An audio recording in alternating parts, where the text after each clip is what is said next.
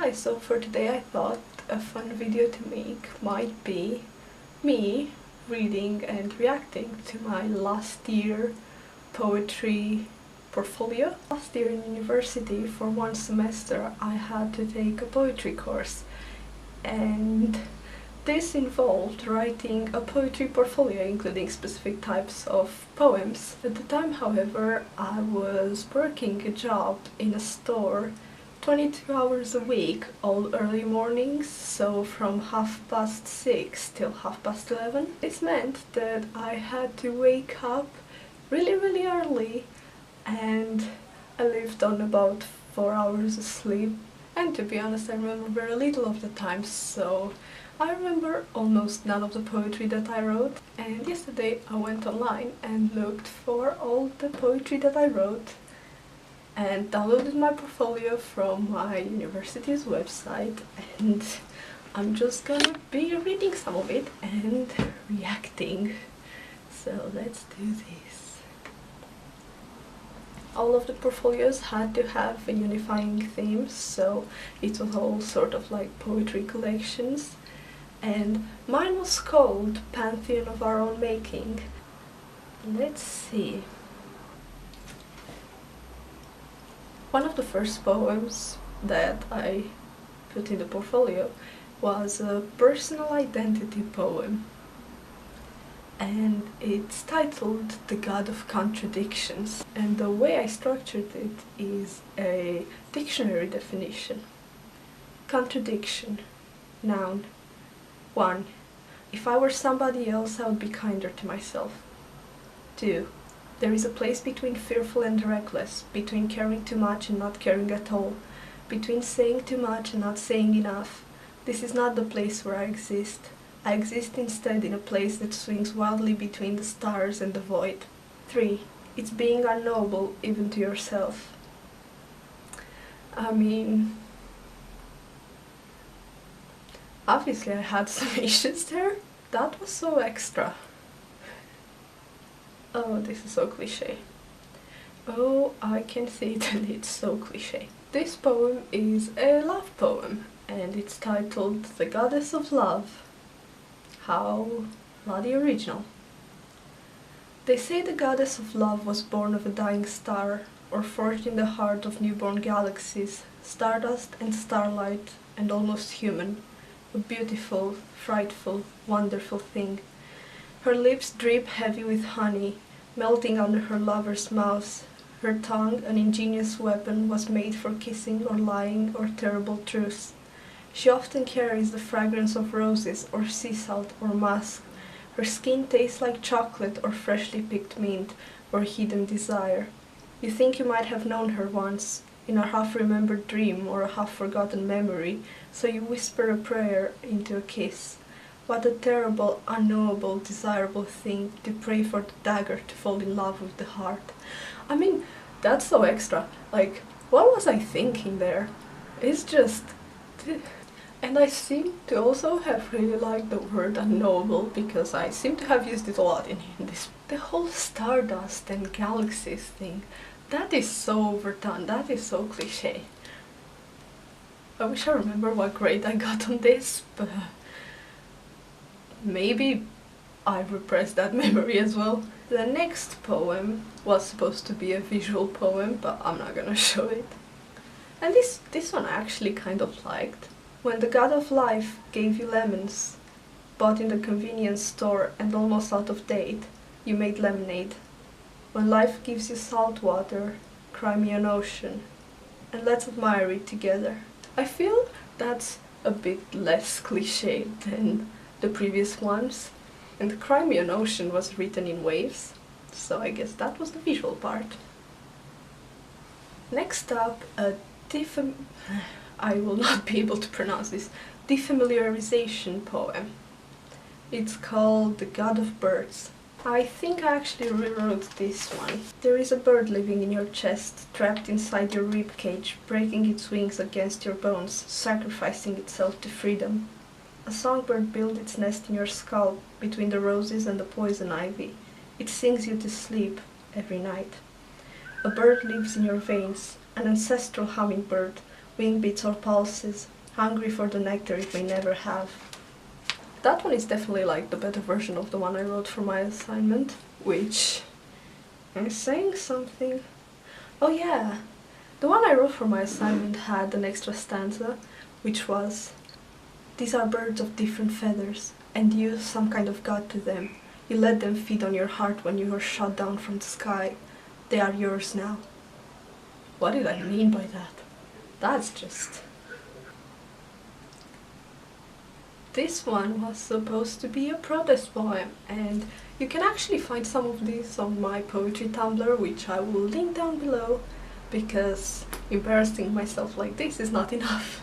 So if anyone feels like checking that out, feel free. This poem is called "Gods for Girls with Monsters Under Their Skin." There are no gods for girls with monsters under their skin. So hide your tears, swallow your sorrows. You're meant to be pretty, like a carnivorous plant. "What a bitch," says the fly as it gets devoured. "Remember when things used to be different?" Oh, right, that never happened. Pretty, ruthless girls. They have monsters under their skin. Monster girls will be their own gods. Still like that one. Could use some work. I don't like the whole "remember when things used to be different. Oh right, that never happened."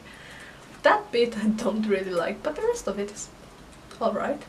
Oh, and another one that's on my Tumblr as well.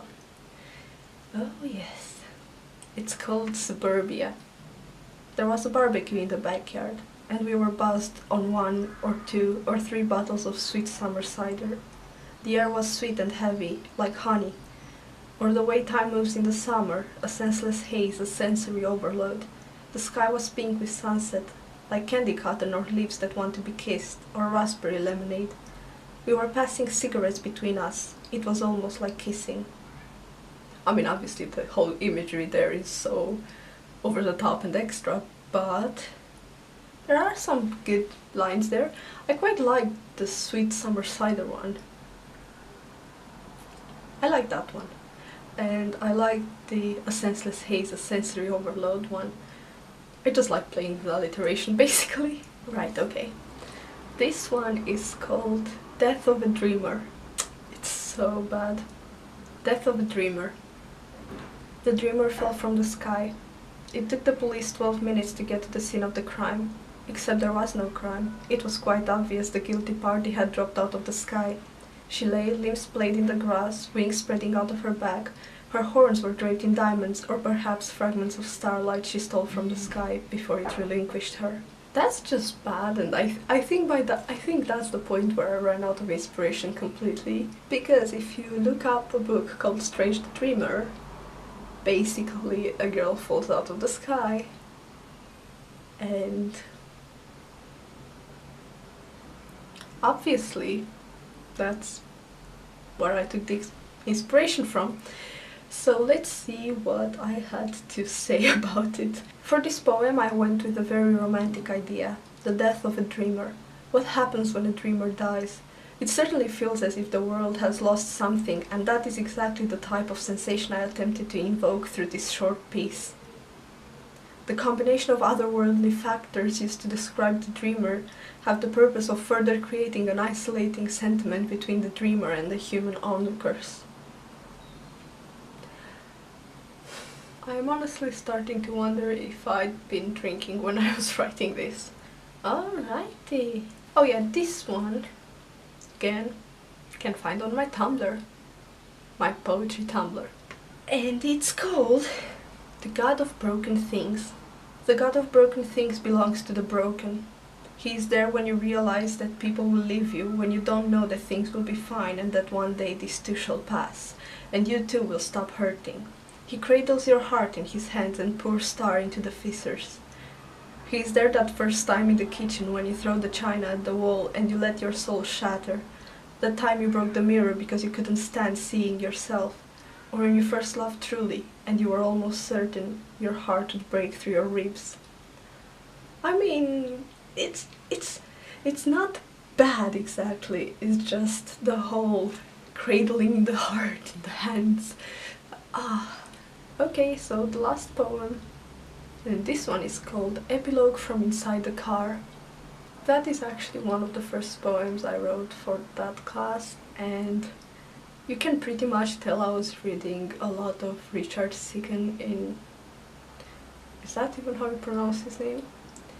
But anyway, I was reading a lot of his poetry at that time, and you can really see it.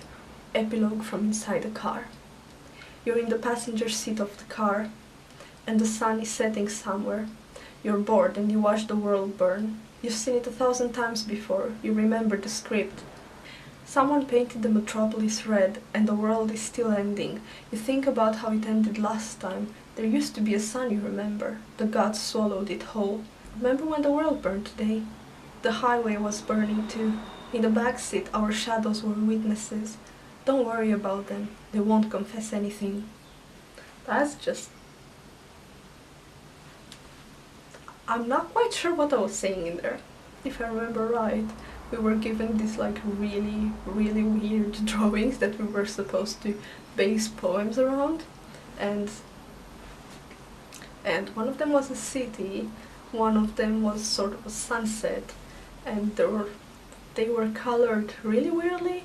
So I think I went off of that and just wrote about the sunset and how the day ended, like it was some kind of apocalypse. Yeah, that is pretty much it, and thank you for watching. I hope you enjoyed it. I am going to link the poetry Tumblr in the description, so if you want to check that out. Maybe I'll upload more poetry on there. Maybe this is just the end of my poetry writing career, though I hope not. I do enjoy writing poetry. It frustrates me, but I do enjoy it. So that being said, I hope you enjoyed this, and I'll see you again next time, which could be next week or in 3 weeks. On my channel, you never know.